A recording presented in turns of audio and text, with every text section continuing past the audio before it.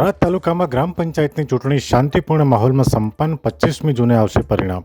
સમગ્ર રાજ્યમાં આજે પંચાયતની ચૂંટણી માટે મતદાન યોજાયું હતું, જેમાં થરાદ તાલુકામાં પણ શાંતિપૂર્ણ માહોલમાં ચૂંટણી સંપન્ન થઈ છે. સવારથી જ મતદાન માટે લાઈનો લાગી હતી અને મતદાન થયું હતું. તો આવો જોઈએ મતદારોએ શું પ્રતિક્રિયા આપી. પહેલાં તો પહેલી વાર એવું બન્યું છે કે 95% વોટિંગ થયું છે અને સમસ્ત ગામનો ખૂબ ખૂબ આભાર છે. જે તરફથી જોઈ રહ્યા છે એ તરફથી માહોલ બહુ સારો છે અને બહુ સારી રીતે ચૂંટણી થઈ છે.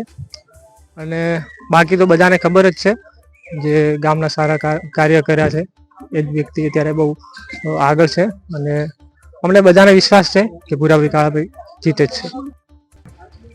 આજે મતદાન ચાલુ છે, મત કર્યું તમે? હા, મતદાન થયું. કયા ઉદ્દેશ્યથી તમે મત કર્યું? ગામના વિકાસ માટે. શું વિકાસ હોઈ શકે? રોડ, રસ્તા, ગટર, પાણી, બીજી વ્યવસ્થા, પાણીની વ્યવસ્થા, તળાવ ઊંડા કરવાનો.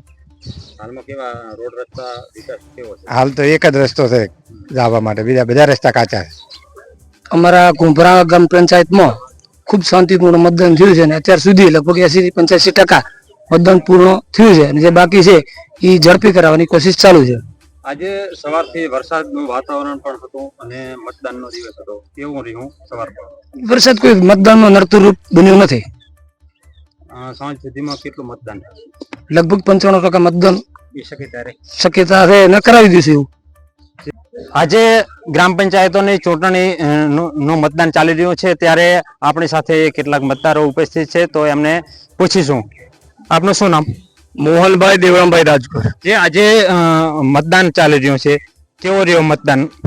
શાંતિપૂર્ણ અને ખૂબ પહેલી વખત મેં આવું મારા ઈટાડા ગામમાં જોયું છે કે આવો ઉત્સાહભેર, જેમ આપણે દિવાળીના દિવસે જે રીતે તહેવાર ઉજવીએ એવા તમામ ગ્રામજનોએ આજે મતદાન કર્યું છે. એ બદલ મને ખૂબ ખૂબ આનંદ થાય છે.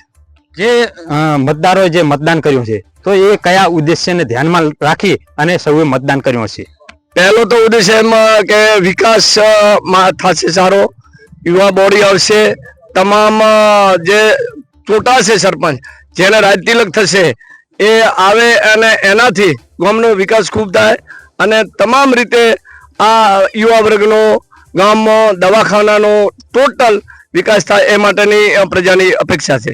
હાલમાં કેટલા ટકા મતદાન થઈ ચૂક્યું છે અને 5 વાગ્યા સુધીમાં કેટલું મતદાન થશે તેવી સંભાવના? હવે સાહેબ 71% મતદાન થઈ ચૂક્યું છે અને અમારા અંદાજ પ્રમાણે 80%, 81% ઉપર થાય એવો મારો અંદાજ છે.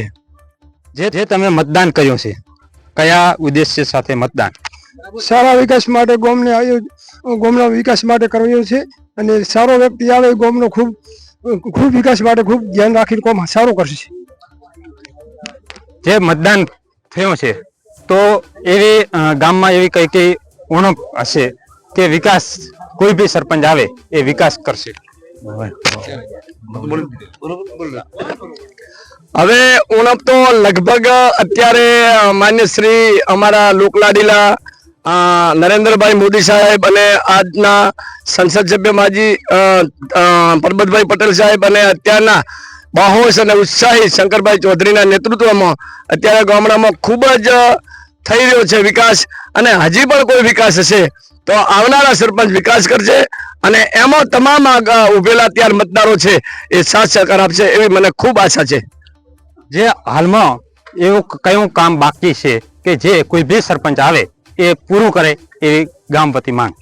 હવે ઈટાડામાં તો સાહેબ શ્રી આપના માધ્યમથી કહી શકું કે લગભગ તો કોઈ કામ બાકી નથી, પણ છતાંય કોઈ બાકી રહી ગયું હોય કે છોકરાને રમવાનું મેદાન હોય, લાઇબ્રેરી હોય અથવા તો કોઈ પણ સડક હોય કે એવો વિકાસ ક્યાંક બાકી રહ્યો હોય તો થશે એવી મને આશા છે. તો આખરે છેલ્લે મતદારોને શું સંદેશો આપશો? મતદારોને હું એવો સંદેશ આપીશ કે જે આજે તમે મતદાન કર્યું અને આજે તમે ખૂબ જે ઉત્સાહ બતાવ્યો અને શાંતિ રાખી, એવી કાયમી શાંતિ રાખીને મતદાન કરશો એવી હું ગ્રામજનોને મોહનભાઈ રાજકોટ તરફથી ખૂબ જ અભિનંદન આપું છું. અને છેલ્લો પ્રશ્ન કે જે આજે સવારથી જ વરસાદ ચાલુ થઈ ગયો હતો, તો વરસાદને મતદાનને શું કોઈ ડિફરન્ટ રહ્યો કે કોઈ લેવા દેવાની? સાહેબ એમાં એવું છે કે વરસાદ આવતો તો એક બાજુ અમે ખેડૂત છીએ અને ખેડૂતને જો વરસાદ આવે ને તો એનાથી અનેરો આનંદ હતો. એટલે જ મેં તમને પહેલું આપના માધ્યમથી તમારા માધ્યમથી હું કહેવા માંગુ છું કે ખેડૂતને તો વરસાદ આવે તો જ મજા આવે ને. એટલે આજે એક બાજુ જેવો દિવાળીનો માહોલ હતો અને એક બાજુ વરસાદ આવતો તો મોજ આવતી હતી. તો આ તો જે ગ્રામ પંચાયત હાલ જે ચૂંટણી છે, જે મતદારો છે એ મતદાન કરવા આવ્યા હતા અને મતદાન કરી ચૂક્યા છે.